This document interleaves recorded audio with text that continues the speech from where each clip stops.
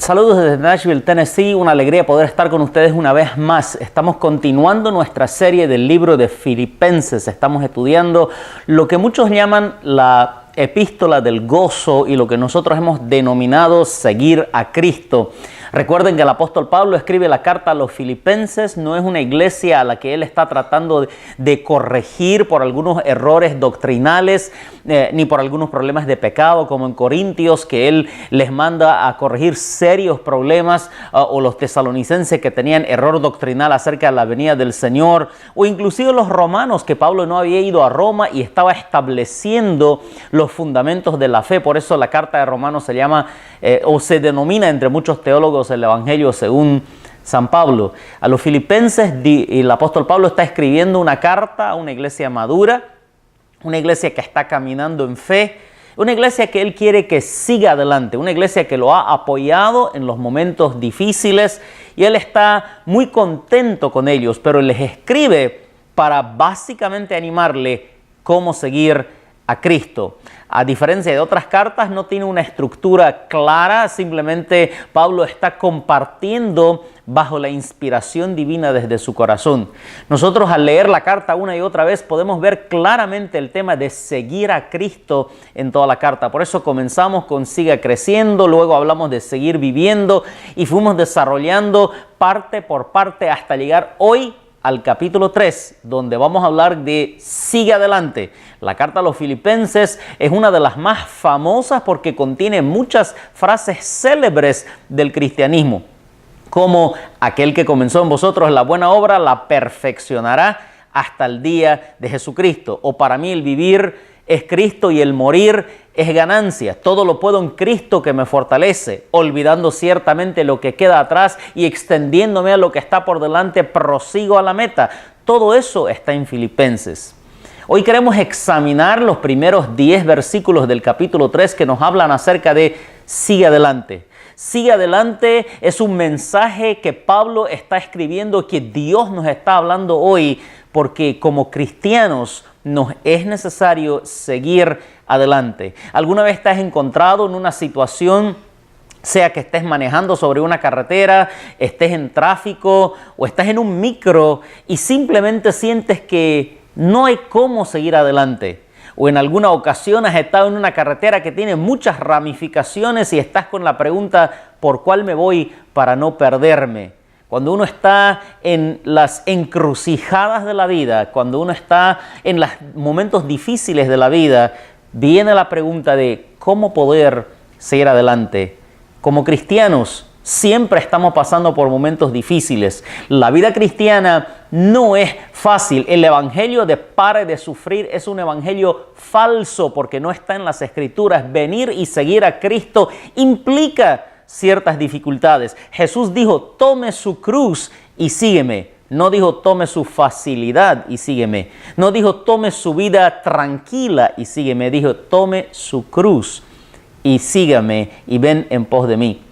Así que vamos a examinar lo que la palabra del Señor nos enseña acerca de cómo seguir adelante. Nunca me olvido de la oportunidad cuando me tocó hace muchos años atrás manejar por primera vez en los Estados Unidos y estaba manejando un carro prestado de un amigo mío desde la ciudad de Nashville hasta la ciudad de Shreveport, Louisiana, con mi hija que estábamos yendo a llevarla al médico y entre Tennessee y Louisiana, uno pasa por una ciudad que se llama Texarkana. Y en esta ciudad está básicamente en el borde de 3 estados, de Texas, Arkansas y Louisiana. Y yo estaba yendo de Arkansas hacia Louisiana, pero tomé un camino equivocado y cuando me acordé estaba en Texas, completamente lejos del camino a donde estaba yendo. ¿Cómo seguir adelante cuando uno se ha perdido? ¿Cómo seguir adelante cuando no hay GPS? Cuando no tenés Siri o no tenés un teléfono inteligente que te puede guiar.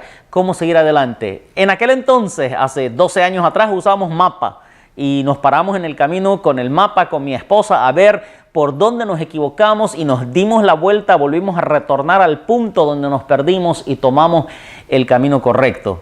¿Cómo seguimos adelante en la vida cristiana? Cuando se siente perdido, cuando siente cansado, cuando siente que el tráfico espiritual está demasiado grande a su alrededor y todo lo está estorbando. y siente que no puede avanzar. Si este es su sentimiento, si este es su caso, el mensaje de hoy es para usted, porque Pablo nos dice en Filipenses 3:1 al 10, sigue adelante. Leamos la palabra del Señor, veamos lo que Dios nos está diciendo en su palabra. Por lo demás, hermanos, gozaos en el Señor. Para mí no es molestia el escribirles las mismas cosas, y para ustedes es útil. Guárdense de los perros, guárdense de los malos obreros, guárdense de los que mutilan el cuerpo. Nosotros somos la circuncisión, lo que en espíritu servimos a Dios y nos gloriamos en Cristo Jesús. No teniendo confianza en la carne, aunque yo tengo también de qué confiar en la carne, si alguno piensa que tiene de qué confiar en la carne, yo más. Circuncidado al 8º día, del linaje de Israel, de la tribu de Benjamín, hebreo de hebreos, en cuanto a la ley, fariseo, como dice, en cuanto a celo, perseguidor de la iglesia, en cuanto a la justicia que se basa en la ley, irreprochable. Pero cuantas cosas eran para mí ganancia, la he estimado como pérdida por amor de Cristo. Ciertamente, aún estimo todas las cosas como pérdida por la excelencia del conocimiento de Cristo Jesús, mi Señor. Por amor a Él, lo he perdido todo y lo tengo por basura para ganar a Cristo y ser hallado en Él, no teniendo mi propia justicia que se basa en la ley, sino la que se adquiere por la fe en Cristo, la justicia que procede de Dios y se basa en la fe. Quiero conocerlo a Él y el poder de su resurrección y participar de sus padecimientos hasta llegar a ser semejante a Él en su muerte. Este pasaje extenso de 10 versículos nos está hablando acerca de cómo nosotros podemos seguir adelante. La próxima semana vamos a hablar de sigue a la meta. Pero antes de hablar de sigue a la meta, tenemos que seguir hacia adelante. Porque la vida es como un enorme río. Si te tocó alguna vez nadar en el río, sabes que hay dos opciones. O nadas con la corriente o nadas contra la corriente. Pero no puedes quedarte firme, aunque sea en el Piraí. No se puede uno quedar firme porque la fuerza del río se lo va llevando. O vas con la corriente o contra de la corriente. Me tocó en varias oportunidades rescatar personas que estaban en medio río y no podían salir porque quedaron en un punto donde no podían luchar contra la corriente. Y la única forma es meterse con fuerza y empujar contra la corriente para salir hacia adelante. Vivimos en un mundo que está contrario a nosotros. La cultura a nuestro alrededor, los amigos, la televisión, la radio, la internet, todo lo que está a nuestro alrededor es contra los principios de la palabra del Señor. Y nosotros estamos nadando en este río de la vida. ¿Cómo seguimos adelante en medio de tantas adversidades? Lo que Pablo nos aconseja, y él pasó por lo mismo en el tiempo del Imperio Romano, lo que él nos aconseja es para seguir adelante, número 1, cultive el gozo del Señor en su vida. Por eso comienza con el versículo 1 diciendo, gozaos en el Señor siempre. Cultive el gozo del Señor en su vida para poder seguir hacia adelante. En otras palabras, para poder luchar contra todos los problemas externos que nos ofrece la vida, tenemos que cultivar el gozo del Señor adentro. Tenemos que generar una fuerza mayor dentro de nosotros para contrapesar la enorme fuerza externa que viene contra nosotros. El enemigo, los problemas, las dificultades, las adversidades de la vida nos rodean, pero nosotros que estamos en Cristo vamos a contrarrestar, vamos a pelear con el gozo del Señor desde adentro. Vamos a pelear con el gozo de Cristo que viene desde adentro y lucha contra las fuerzas del enemigo. Así que, mi estimado hermano, en esta mañana que está compartiendo conmigo la palabra del Señor, mire lo que Pablo nos dice. Nos dice, gozaos en el Señor siempre. Déjeme decirle que el gozo no es la alegría, porque la alegría depende de las circunstancias de la vida. Nadie se alegra en un funeral. Nadie se alegra cuando es diagnosticado con una enfermedad mortal. La alegría depende de las circunstancias, depende de una buena noticia que uno recibe. El gozo es un fruto del Espíritu. Por eso digo cultive el gozo. No dije produzca el gozo, porque yo no puedo producir gozo, puedo cultivar el gozo, porque el gozo es un fruto del Espíritu. El mismo Pablo en Gálatas 5:22 dice: el fruto del Espíritu es amor, paz, paciencia, gozo. Habla del gozo como un fruto. Y si yo sé un poco acerca de cultivar, hay que poner la semilla en la tierra, echarle agüita, fertilizante y esperar que esta semilla produzca fruto. El gozo es un fruto del Espíritu Santo. Permita al Espíritu Santo que está dentro de su corazón que produzca, que dé el fruto del gozo. Mi gozo no está basado en mis circunstancias, mi gozo no está basado en las noticias que recibo, porque honestamente, en la vida vamos a recibir más noticias malas que noticias buenas.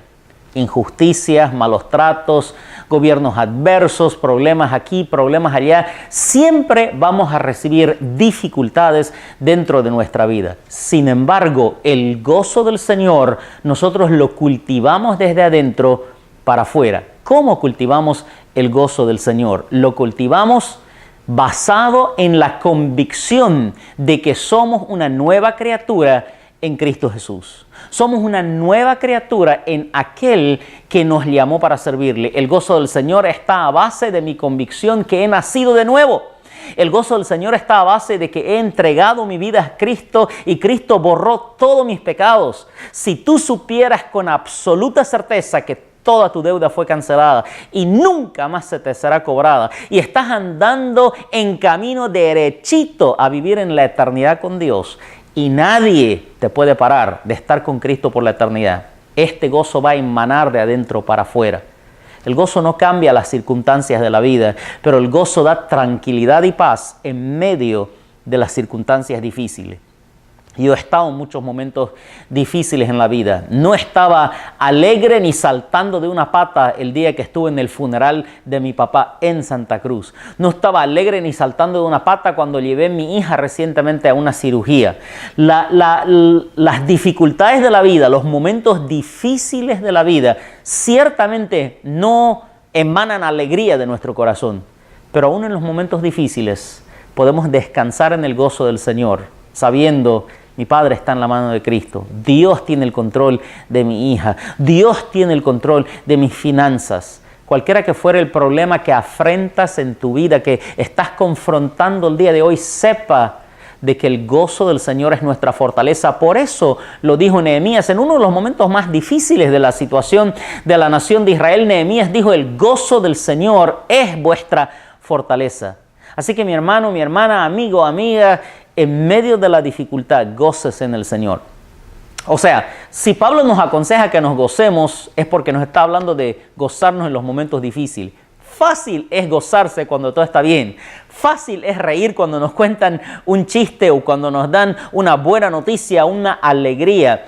Pero gozarse cuando todo está mal, ese es un fruto del Espíritu. Eso viene a través del poder del Espíritu Santo entrando a nuestro corazón y dándonos convicción: soy una nueva criatura en Cristo Jesús. Todas las cosas me han sido dadas por mi Padre Celestial. Nada me puede quitar el gozo de mi salvación. Lo peor que me pueden hacer es matarme, pero para mí el morir es ganancia porque es estar con Cristo. Nada me puede quitar este gozo eterno. Repito, no estamos hablando de la alegría momentánea, no estamos hablando de reír, estamos hablando de adentro estar convencido. Yo estoy con Cristo. He llorado en momentos teniendo el gozo del Señor por dentro. He estado triste en momentos teniendo el gozo del Señor por dentro. Porque cuando uno está en un velorio, cuando uno ve a un amigo sufriendo, cuando alguien pierde su trabajo, no está con ganas de reír, pero puede adentro mirar y decir: Señor, gracias porque pase lo que pase, estoy contigo y con Cristo todo es mucho mejor. Cultive el gozo del Señor. Y cuando hablamos de cultivar, estamos hablando de un proceso.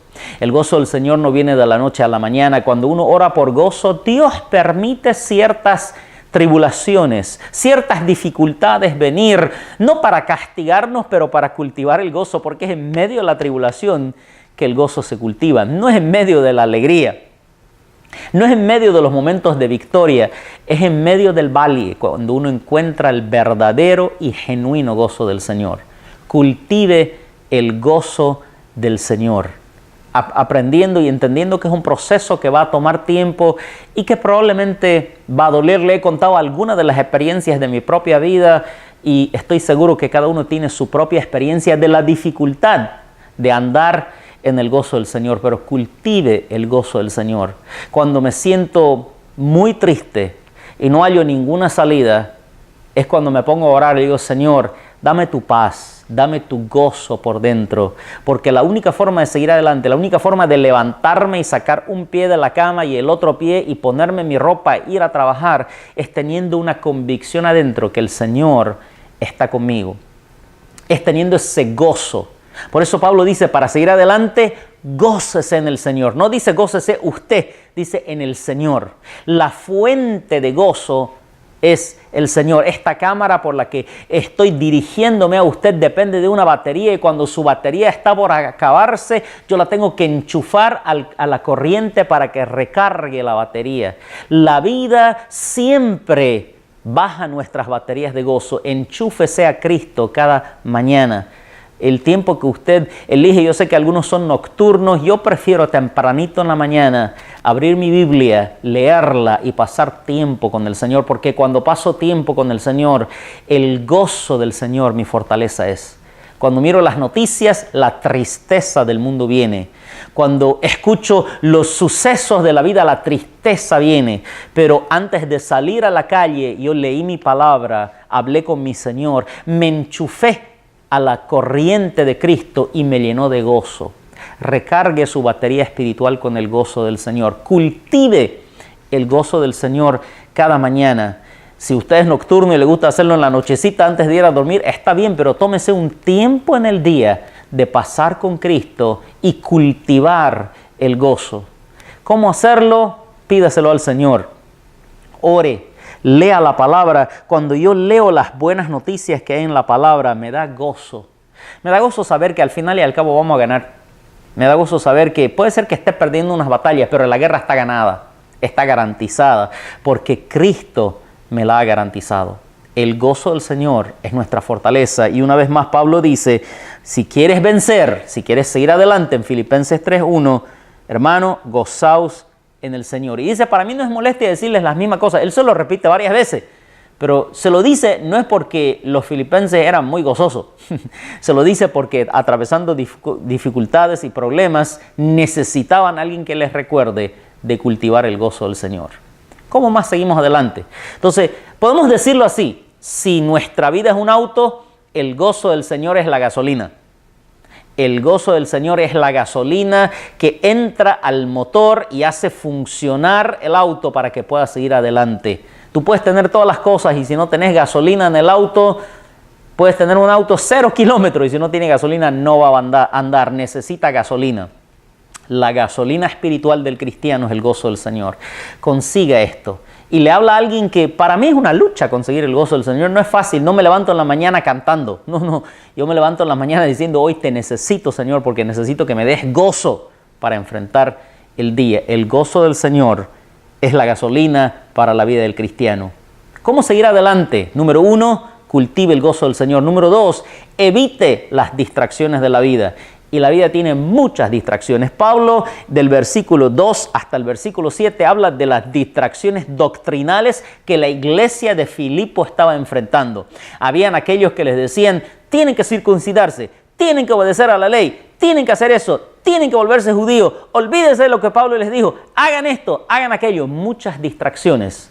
Yo digo, las distracciones son como los desvíos en una carretera. Si usted me está mirando de Santa Cruz, Bolivia, o de alguna otra ciudad en América Latina, no tenemos tantos desvíos. Aquí en Estados Unidos los desvíos son muchísimos.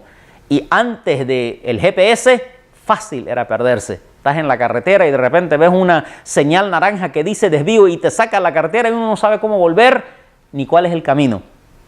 Gracias a Dios por GPS, por los iPhone y los teléfonos celulares inteligentes y esto y aquello, pero todo lo que eso hace es tratar de mantenernos en el camino para seguir adelante. Pablo le dice a los filipenses, no se distraiga, no se deje distraer, evite las distracciones doctrinales. En nuestra amada América Latina Hay muchas distracciones doctrinales. Hay iglesia de todo gusto, por último. Hay de toda forma, de toda manera, y que muchas veces nos distrae de la sana doctrina. No se deje distraer de lo que la Biblia enseña. No se deje distraer con se danza, no se danza, se salta, no se salta, se come, no se come. Todo eso son distracciones. El mensaje de la palabra de Dios, eso es lo que vale la pena. Lea su Biblia. Si usted está mirándome de Santa Cruz, lea su libro morado, aprenda los fundamentos de la palabra del Señor y no se deje distraer por los apóstoles, los evangelistas, los profetas, los padrinos, las madrinas, todas estas cosas. Déjese de todo eso y enfóquese en la palabra del Señor. Títulos no son importantes para Dios, la palabra del Señor es importante. ¿Dónde voy? ¿Qué hago? Enfóquese en la palabra del Señor. Si usted nos está visitando por primera vez, segunda vez y esa es una iglesia nueva para usted, sepa algo. Nosotros somos una iglesia cristocéntrica y enfatizada en la palabra del Señor. Nosotros creemos que Jesucristo es el Señor y la Biblia, desde Génesis hasta Apocalipsis, es la palabra de Dios. Basamos en la Biblia nuestra fe, no en las enseñanzas culturales, no en lo novedoso. No vamos a pedirle que tire dinero sobre el púlpito, no vamos a pedirle que salga saltando de su asiento, pero le vamos a pedir que crean la palabra de Dios. Le vamos a pedir que lea la palabra de Dios, que viva la palabra de Dios. Evite las distracciones. Pablo habla de las distracciones doctrinales y hay muchas. Hoy en día hay muchas distracciones en el mundo cristiano, pero también hay las distracciones del pecado. También hay las distracciones de la vida, los problemas cotidianos, las dificultades, los ataques, los problemas matrimoniales, los problemas con los hijos, problemas laborales. Todo eso te puede distraer del caminar cristiano. Mira, no podemos evitar que el mundo tenga problemas, pero podemos evitar que los problemas estén dentro de nuestro corazón. Evite las distracciones. Evite distraerse en malas enseñanzas, evite distraerse en el pecado, evite distraerse en lo que el mundo ofrece. Porque todo lo que el mundo está haciendo es tratando de captar su atención. Facebook acaba de cambiar su filosofía de videos o de anuncios en videos y ahora ha rebajado el video a máximo 6 segundos. O sea, cualquier anuncio que sale en Facebook es de 6 segundos o menos porque se han dado cuenta que la gente está tan distraída que no miran nada más que 6 segundos. Hay empresas que se dedican a estudiar la distracción de la gente. La televisión, la internet, WhatsApp, Facebook, todo eso nos está distrayendo. No se distraiga del camino que Cristo ha puesto delante suyo. Yo no estoy diciendo que todas estas cosas son pecados, ni estoy diciendo que la deje. Simplemente estoy diciendo que no lo distraiga. Si va a usar Facebook, sea para glorificar a Dios. Si va a mirar internet, sea para glorificar a Dios. Si va a leer algo, que sea para glorificar a Dios y no para distraerse del camino. Como decimos en Santa Cruz, como caballo cochero, tenga la mirada en donde está yendo. Evite las distracciones de la vida. Y finalmente Pablo dice algo muy interesante en el versículo 9 y 10. Primero nos dice en el versículo 1, cultive el gozo del Señor. En el versículo 2 al 7 nos dice evite las distracciones de la vida, o al 8 en realidad. Del 9 y el 10 nos habla acerca de la meta. Clarifique la meta. Clarifique la meta. La forma más fácil de perderse es no tener una meta. La forma más fácil de no llegar a ninguna parte es no saber a dónde está yendo. Yo no sé si alguna vez eso le ha pasado, pero a mí me ha pasado varias veces. Salir en la mañana no estoy exactamente seguro a dónde estoy yendo. No en días laborales donde tengo mi oficina, sino en días donde no tengo nada específico que hacer y salgo sin saber a dónde estoy yendo y doy vueltas y vueltas y vueltas y no llego a ninguna parte hasta que decido quiero ir ahí. Quiero ir a este restaurante o quiero ir a este lugar. Así que si usted quiere seguir adelante, sí, cárguese del gozo del Señor, cultive el gozo del Señor, sí, evite las distracciones y los desvíos de la carretera, pero si usted quiere seguir adelante, clarifique la meta. ¿A dónde está yendo? ¿A dónde está yendo? La próxima semana vamos a hablar acerca de sigue a la meta y vamos a hablar mucho más de la meta, pero hoy quiero que quede en el corazón suyo y en el corazón mío.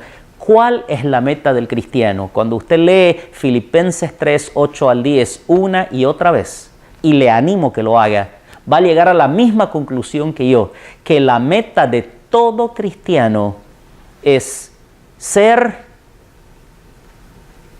y hacer. Ser y hacer. Ser como Cristo y hacer como Cristo.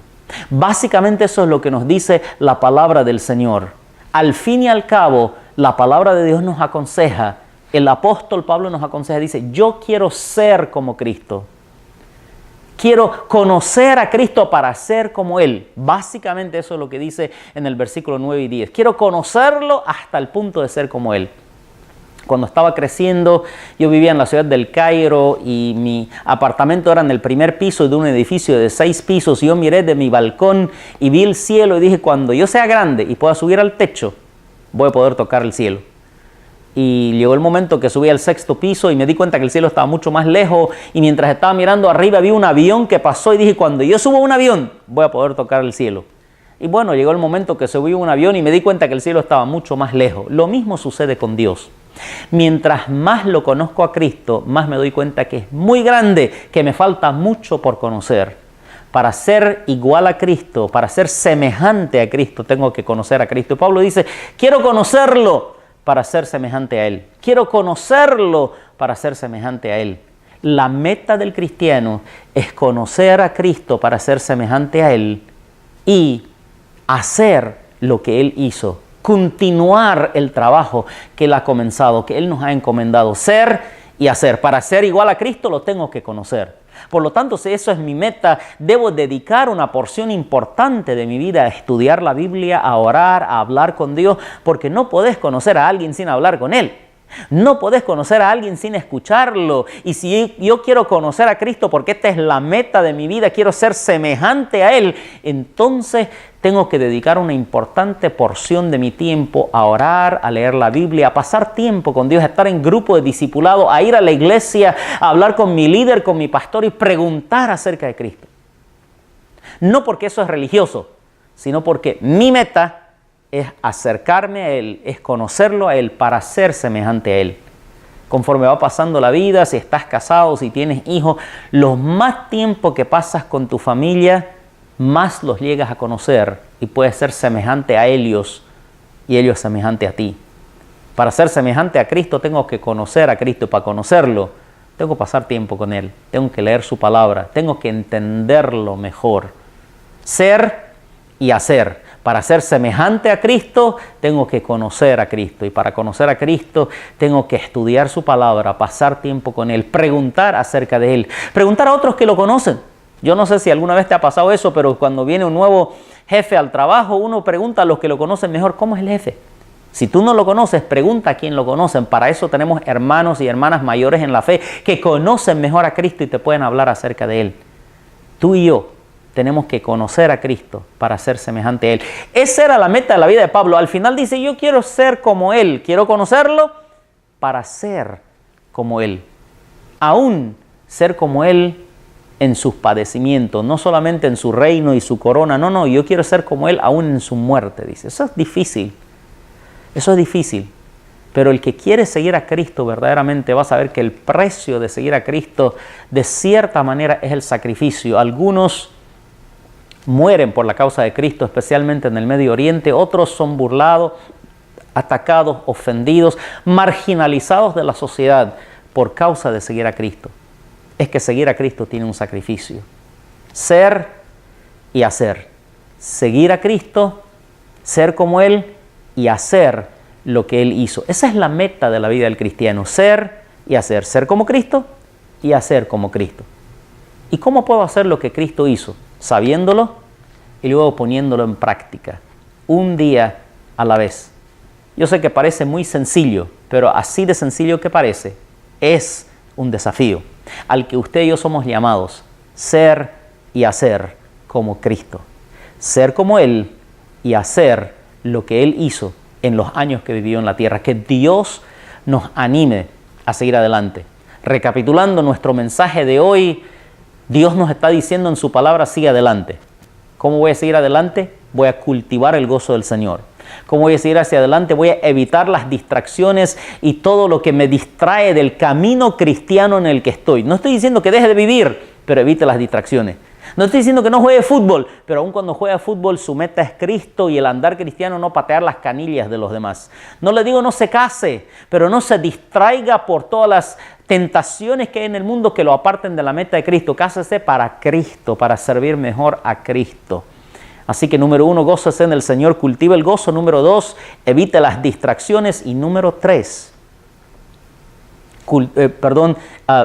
clarifique la meta. Porque cuando uno sabe a dónde está yendo, puede llegar ahí. La meta del cristiano es ser y hacer. Ser como Cristo y hacer como Cristo hizo. Esa es la meta de todo cristiano fiel. Ser como Cristo y hacer como Cristo. Mi desafío para usted en esta semana es que se tome el tiempo, el resto de esta tarde, aun cuando oramos, y le pida al Señor, Señor, ¿cuál es mi mayor distracción? ¿Qué es lo que me distrae de seguir a Cristo? ¿Qué es lo que me distrae? Tentaciones sexuales, pornografía, bebidas alcohólicas, malos amigos, nada de pecado, simplemente la tele. ¿Qué me distrae? ¿La internet? ¿WhatsApp? ¿Qué me distrae de seguir a Cristo? Y eso que te distrae, póngalo en un papel.